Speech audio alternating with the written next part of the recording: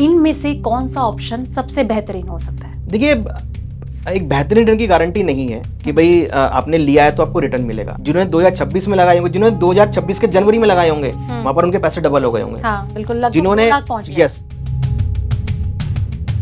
US का Iran का war रहा हो या क्रूड के भाव रहे हो, कोविड के बाद जो हमने मोमेंटम देखा वो पॉजिटिव था। अब ज्वेलरी का जो ट्रेडिशन है वो कम हो गया है। सरकार ने बहुत अच्छे रेट पर बॉन्ड लॉन्च किए और लोगों को बहुत अच्छा पैसा बना। करीबन 129% के रिटर्न गोल्ड बॉन्ड में बने। जो नया निवेशक इस बात को अगर सुन रहा है तो मुझे लगता है कि उसको एक प्रोसेस बनाना चाहिए। लोगों ने रियल एस्टेट में पैसा लगा, वहां भी उनका पैसा नहीं बना। तो उन्होंने जब गोल्ड सिल्वर को चुना तो वहां पर उनको बहुत अच्छे रिटर्न मिले।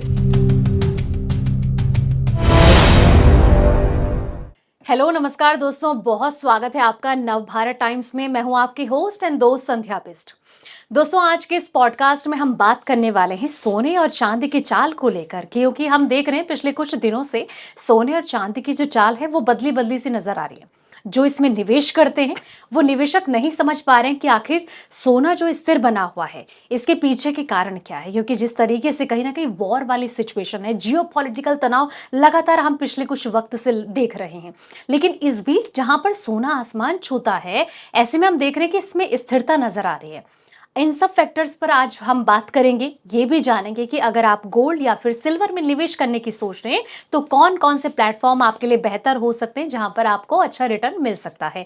और साथ ही हम जानेंगे कि आने वाले वक्त में गोल्ड और सिल्वर का टारगेट क्या हो सकता है, यानी कि 2026 के आखिर तक आपको सोना और चांदी कहां तक पहुंचता हुआ नजर आ सकता है।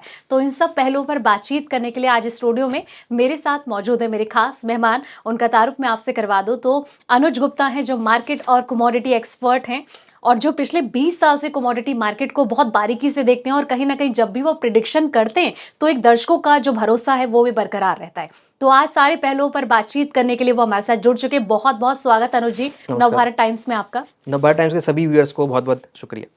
तो जैसे कि मैंने कहा कि सोना चांदी की चाल पर तो हम बातचीत करेंगे ही, बहुत सारे फैक्टर्स पर भी हम गहनता से चर्चा करेंगे। तो सबसे पहले तो अनुज जी मैं आपसे यही जानना चाहती हूँ, आने वाले वक्त में आप सोना चांदी के भाव जो हैं कहाँ पर देखते हैं? क्या लग रहा है आपको कि जो ये स्थिरता भी हम देख रहे हैं, क्या ये इसी तरीके से रहने वाली है या फिर इसमें कुछ उतार चढ़ाव नजर आ सकता है? देखिए, मुझे लगता है कि गोल्ड के भाव आपको अगर हम भविष्य की बात करें तो मुझे पॉजिटिव लगते हैं, क्योंकि जिस तरीके का हमने मोमेंटम 2024 में या अगर हम कोविड के बाद की बात करें तो कोविड के बाद जो हमने मोमेंटम देखा वो पॉजिटिव था। कोविड 2022 में खत्म हुआ, उसके बाद 2025 तक आते आते गोल्ड ने एक शानदार रैली पकड़ ली थी। बट 2026 के जनवरी में भी हमें ध्यान है कि गोल्ड सिल्वर ने नए हाइज बनाए थे। बट अब थोड़ा सा पीछे 2-3 महीने ऐसे गए जहां पर गोल्ड सिल्वर में थोड़ी नेगेटिविटी देखने को मिली, या ये बोले कि गोल्ड सिल्वर के भाव करेक्ट होते हुए नजर आए। चाहे वो कारण कुछ भी रहे हो, चाहे यूएस का ईरान का वॉर रहा हो या क्रूड के भाव रहे हो, तो उसकी वजह से हमने देखा कि दोनों ही कमोडिटी में गिरावट आती हुई नजर आई। बट ऐसे में कहीं ना कहीं हमने ये भी देखा कि जो लोगों का इंटरेस्ट था वो गोल्ड में बरकरार रहा। जो निवेशक थे, जो एक्चुअल गोल्ड के निवेशक हैं, उन्होंने हर डिप पे गोल्ड को खरीदारी करी और हमने देखा कि गोल्ड के भावों में तुरंत एक बड़ा शार्प जंप देखने को मिला, जो कि अगेन लोगों को वापस अपनी ओर अट्रैक्ट कर रहा है। तो गोल्ड एक ऐसा प्रोडक्ट है, जब उसमें तेजी आती है तो सब उसकी तरफ अट्रैक्ट हो जाते हैं, और जब उसमें गिरावट आती है तो लोग वेट करते हैं कि भाई अभी और गिरेगा और गिरेगा, और तब उसमें वो खरीदारी करते हैं। बिल्कुल। अच्छा, जैसे मैंने कहा कि अगर कोई गोल्ड या फिर सिल्वर में निवेश करने की सोच रहा है तो वो कौन कौन से ऑप्शन है इस वक्त जो हमें दर्शक देख रहे हैं और वो सोच रहे हैं कि चलिए पहली बार गोल्ड और सिल्वर में पैसा लगाना है, तो कौन कौन से प्लेटफॉर्म उनके लिए बहुत बेहतर हो सकते हैं? आप क्या सजेशन देना चाहते देखिए, जनरली अगर हम ट्रेडिशनल बात करें तो लोग फिजिकल में लगाना ज़्यादा पसंद करते हैं कि भाई आप कॉइन ले लें या ज्वेलरी लें। इवन अगर मैं गोल्ड की बात करूं, सबसे पहले लोगों के माइंड में ज्वेलरी आती है कि अब ज्वेलरी ले लो। बट अब ज्वेलरी का जो ट्रेडिशन है वो कम हो गया है। बिल्कुल। चाहे वो फीमेल्स हो या मेल हो, they are not like to buy jewellery, क्योंकि ज्वेलरी का डिजाइन रोज चेंज हो जाता है। तो वो बाय करना पसंद करते हैं कि आप एक रॉ गोल्ड परचेज करें, या आप एक गोल्ड का कॉइन परचेज करें, या आप गोल्ड का आप एक ऐसा प्रोडक्ट बाय करें जिसको आप इजीली आप उसको मार्केट में सेल कर सकें। बट जब हम ज्वेलरी लेते हैं तो ज्वेलरी में मेकिंग चार्जेस लगता है। अब नया एक आया, जब 2016 की बात है, जब से सोवरेन गोल्ड बॉन्ड लॉन्च हुए, तब से लोगों के माइंड में और गोल्ड का एक इंटरेस्ट आया कि भाई सरकार भी गोल्ड बॉन्ड लॉन्च कर रही है, तो सरकार ने बहुत अच्छे रेट पर बॉन्ड लॉन्च किए और लोगों को बहुत अच्छा पैसा बना, करीबन 129% के रिटर्न गोल्ड बॉन्ड में बने। तो तब से हमने देखा कि जो एक लोगों का नजरिया था देखने का वो बहुत चेंज हो गया। इसके बीच में गोल्ड ईटीएफ आ गए मार्केट में। हाँ। ईटीएफ हालांकि पुराने थे, बट लोगों ने ईटीएफ को भी इन्वेस्टमेंट की तरफ देखना चालू किया, और गोल्ड ईटीएफ में जो अट्रैक्शन आया है वो तो फिनोमिनल इंटरेस्ट आया है। लोगों ने बहुत शानदार यहाँ पे रिकवरी देखी है, लोगों ने शानदार इन्वेस्टमेंट किया है गोल्ड ईटीएफ में, और करीबन 1.5 लाख करोड़ के आसपास का एयूएम गोल्ड ईटीएफ में आ गया। तो गोल्ड फिजिकल के साथ साथ हम देख रहे हैं कि गोल्ड सोवरेन गोल्ड बॉन्ड ने लोगों को अट्रैक्ट किया, अब गोल्ड ईटीएफ लोगों को अट्रैक्ट कर रहा है। हालांकि एक्सचेंज ट्रेडेड जो कॉन्ट्रैक्ट्स हैं वो भी मार्केट में अवेलेबल है। तो बहुत सारे आयाम है गोल्ड में इन्वेस्टमेंट करने के, चाहे आप फिजिकल लें, फिजिकल में आप गोल्ड बार ले सकते हैं, गोल्ड कॉइन ले सकते हैं, आप गोल्ड डीमैट बेस्ड आप गोल्ड ले सकते हैं, एक्सचेंज बेस्ड ट्रेडेड कॉन्ट्रैक्ट ले सकते हैं, आप गोल्ड ईटीएफ ले सकते हैं। तो सारे प्रोडक्ट अवेलेबल हैं। फिजिकल लवर्स के लिए फिजिकल है, आप फिजिकल गोल्ड लीजिए, आपको डीमैट लेना है तो आप डीमैट बेस्ड लीजिए, म्यूचुअल फंड वालों के लिए गोल्ड ईटीएफ अवेलेबल है। तो हर तरह के क्लाइंट्स के लिए हर तरह का गोल्ड अवेलेबल है। जिस तरीके से इन्वेस्टमेंट स्ट्रेटजी पर लगातार लोग चर्चा भी करते हैं कि जब किसी दोस्त के साथ बैठे हुए ऑफिस में चर्चा करते हैं कि आखिर कहाँ पर निवेश किया जाए, जहाँ पर देखिए निवेश ही का मतलब ये है कि अच्छा रिटर्न पाना।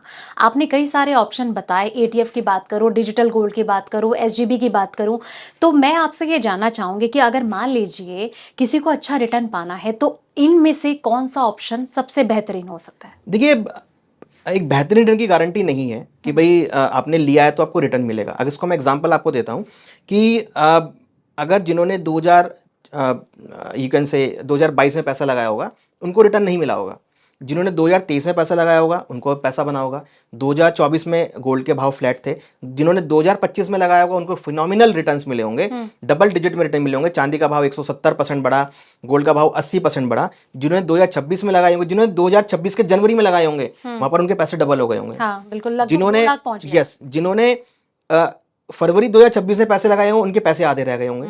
जिन्होंने जुलाई के एंड में पैसे लगाए होंगे 2026 में, महज 7 दिनों में उनके पैसों में अच्छा खासा रिटर्न मिल गया होगा, 15 से 20% रिटर्न मिल गया होगा। तो ये देखिए, जो रिटर्न है ये होता है कि आप किस वे में पैसा लगा रहे हो या कब पैसा आप लगा रहे हो। आप हमेशा सोचो कि भाई हमेशा रिटर्न मिलेगा, वो पॉसिबल नहीं है, क्योंकि मार्केट के डेवलपमेंट्स, मार्केट के जो फंडामेंटल है वो बहुत चेंज होते रहते हैं। और ऐसे में अगर आप देखेंगे तो यूएस ईरान का वॉर बीच में आया तो उतने रिटर्न देखने को नहीं मिले। आप इन्वेस्टमेंट कीजिए, एक फ्लो बना के इन्वेस्टमेंट कीजिए। हम हमेशा गोल्ड के साथ ये बोलते हैं कि आप गोल्ड में एक प्रोसेस बना के चलिए कि आपको हर महीने गोल्ड बाय करना है, हर गिरावट में आपको गोल्ड बाय करना है, हर आप अपनी इनकम का 10 से 15% आप निकाल के रखिए जो कि आपको गोल्ड में पैसे में डालना है। आप उसको गोल्ड में डालिए, सिल्वर में डालिए, और हर एक गिरावट पे आप ऐड करते चलिए। गिरावट ना भी हो, आप हर महीने आप सेट कर लोगे भाई मेरे को 10 ग्राम गोल्ड बाय करना है, या मेरे को 1 ग्राम गोल्ड बाय करना है, या 2 ग्राम गोल्ड बाय करना है, या 10 ग्राम चांदी बाय करनी है, 100 ग्राम चांदी बाय करनी है। आप उसको बाय करते चलिए। जब आप एक प्रोसेस बना लेंगे तो आपको एक टाइम के बाद आप देखेंगे कि आपको उसमें वैल्यू एप्रिसिएशन भी मिला है, प्लस आपका जो आरओआई है, रिटर्न ऑफ इन्वेस्टमेंट, वो आपका इंक्रीज हो गया है। तो एक साथ आप पैसा मत लगाइए, क्योंकि ये एक ऐसी वस्तु है जो हर टाइम आपको वॉलिटिलिटी दिखाएगी, नीचे भी जाएगी ऊपर भी जाएगी। तो मौका होता है जब ये नीचे जाती है तो आपको खरीदारी करने के मौके मिलते हैं। तो मुझे लगता है कि इसको आप एक प्रोसेस अगर बना के चलते हैं, जो नया निवेशक इस बात को अगर सुन रहा है तो मुझे लगता है कि उसको एक प्रोसेस बनाना चाहिए। आप हर महीने आप कुछ कुछ क्वांटिटी बाय करते चलिए, और अपने पोर्टफोलियो का या अपनी इनकम का, मैं तो यहां तक बोलूंगा इनकम का, आप 10 से 15% आप निकाल के चलिए और उसको गोल्ड सिल्वर में एक सिस्टमेटिक तरीके से इन्वेस्टमेंट करते चलिए। अनुज जी, 2025 की अगर मैं बात करूं तो सोने और चांदी की तो देखिए आंधी आ गई थी। उस टाइम पे सोना लगभग 2 लाख को टच कर गया था, चांदी लगभग 4 लाख को टच कर गई थी। और जिस तरीके से अगर 2026 की बात करूं तो इस बार तो सोने और चांदी की चाल निवेशकों को समझ ही नहीं आ रही। तो मैं आपसे ये जानना चाहूंगी, 2025 की वो आंधी क्या इस बार हमें सुनामी आती हुई नजर आएगी, या कहीं ना कहीं स्थिरता ही दिख सकती है? देखिए, 2026 में ऐसा नहीं है कि सुनामी नहीं आएगी, बट मुझे लगता है कि उसका फेज बहुत धीरे होगा, क्योंकि देखिए अभी वॉर हो चुका है, तो अभी सबकी नजरें जो हैं वॉर के ऊपर है, और वॉर से बहुत इफेक्टेड हो रहा है गोल्ड सिल्वर। क्योंकि गोल्ड सिल्वर देखिए अब क्या है कि अगर हम देखें कि गोल्ड सिल्वर जहाँ वॉर हो रही है वो मिडल ईस्ट है, और मिडल ईस्ट में बहुत ज़्यादा कंज्यूम होता है, ठीक है, और वहाँ पर उसका सप्लाई भी बहुत स्ट्रांग होती है, और कहीं ना कहीं लोग अब सर्वाइव करने की स्थिति में हैं। लोग वहाँ पर गोल्ड को नहीं परचेज कर रहे हैं। दुबई बहुत बड़ा मार्केट है, जहाँ आप देखेंगे कि वॉर की वजह से कई शॉप्स बंद हो गई हैं, या ऐसा है कि वहाँ पर कहीं ना कहीं लोगों की जो टूरिज्म है वो वहाँ पर नहीं जा पा रहा है। तो वो चीज़ें बहुत सारी हैं जो गोल्ड की डिमांड को इफेक्ट करती हैं। वॉर की सिचुएशन में जनरली लोग इन्वेस्टमेंट नहीं करते, वो सर्वाइवल करते हैं। और हम देख रहे हैं कि इस वॉर की वजह से जो है गोल्ड की डिमांड कम हुई है। अगर आप एक डेटा भी देखेंगे तो करीबन 70% के आसपास गोल्ड की डिमांड कम हुई है, फिजिकल गोल्ड की। तो कहीं ना कहीं लोग अब वेट कर रहे हैं कि भाई गोल्ड का भाव नीचे आएगा, जब ये वॉर सेटल होगा तब हम खरीदारी करेंगे। तो वो सब चीजें जो है वो गोल्ड के लिए इंपैक्ट करती हैं। बिल्कुल। हालांकि 2025 में गोल्ड की डिमांड बहुत ज्यादा थी क्योंकि इंटरेस्ट रेट कट होने स्टार्ट हुए थे। हाँ। तो लोगों को ये दिख रहा था कि भाई अगर अगर इंटरेस्ट रेट कट हो रहे हैं तो आपको एफडी में उतना रिटर्न नहीं मिलेगा, आपको बैंक में उतना रिटर्न नहीं मिलेगा, तो आप कहाँ पैसा लगाएंगे। तो अल्टीमेटली उन्होंने पैसा कहाँ लगाया, स्टॉक मार्केट में लगाया, कुछ पैसा उन्होंने गोल्ड सिल्वर में लगाया। तो उन्होंने देखा कि गोल्ड सिल्वर में जब उन्होंने पैसा लगाया तो उनको वहां पे बहुत हाई रिटर्न मिले। तो वो कहीं ना कहीं एक जिज्ञासा हो गई कि भाई गोल्ड सिल्वर तो बहुत अच्छे रिटर्न दे रहे हैं, लोगों ने रियल एस्टेट में पैसा लगा, वहां भी उनका पैसा नहीं बना। तो उन्होंने जब गोल्ड सिल्वर को चुना तो वहां पर उनको बहुत अच्छे रिटर्न मिले। तो अल्टीमेटली गोल्ड सिल्वर में अगर उन्हें पैसा लगाया तो उनका अच्छा रिटर्न। तो अब ये वो मान के चल रहे हैं कि भाई गोल्ड सिल्वर एक ऐसा प्रोडक्ट है जिसमें आप पैसा लगाओगे तो आपको रिटर्न मिलेंगे, बट ऐसा जरूरी नहीं है, क्योंकि ये टाइमली होता है। अगर आप एक लंबी अवधि तक लेके चलेंगे तो डेफिनेटली आपको रिटर्न मिलेंगे। अगर वो शॉर्ट अवधि में मिल गए तो मींस आपका ये लक है। और ये कहीं ना कहीं आपको गोल्ड सिल्वर में देखने को मिलता है कि जब मूवमेंट आती है इसमें तो इतनी शार्प मूवमेंट आती है कि सारे पीछे की जो मंदी है लोग भूल जाते हैं। तो मुझे लगता है कि ये जो तेजी आई है अभी पिछले 2-3 दिनों में, तो जो लोग हैं जो मंदी के लोग थे वो सब भूल गए होंगे कि मंदी भी आई थी। Now they are on the bullish side. बिल्कुल।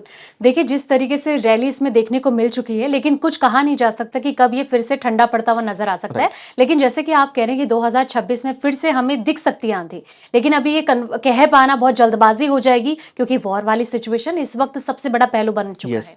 तो अनुज जी, मुझे लगता है इस वक़्त जितने भी दर्शक देख रहे हैं ना, मैं जैसे कि आपने टारगेट को लेकर भी बातचीत करी, निवेश के नज़रिए से भी अपनी बात रखी, तो मुझे लगता है उनको ये पॉडकास्ट में बहुत मज़ा आया होगा। तो दोस्तों, उम्मीद करती हूँ कि ये पॉडकास्ट आपको अच्छा लगा हो। अगले पॉडकास्ट में हम फिर जुड़ेंगे नए टॉपिक के साथ। लेकिन हाँ, जाते जाते ये ज़रूर कहना चाहूँगी कि अगर आपका कोई भी सवाल है या आपकी कोई भी राय, तो कमेंट बॉक्स में जाएं, अपनी राय ज़रूर लिखें ताकि हम भी समझ सकें कि आपका नज़रिया क्या है।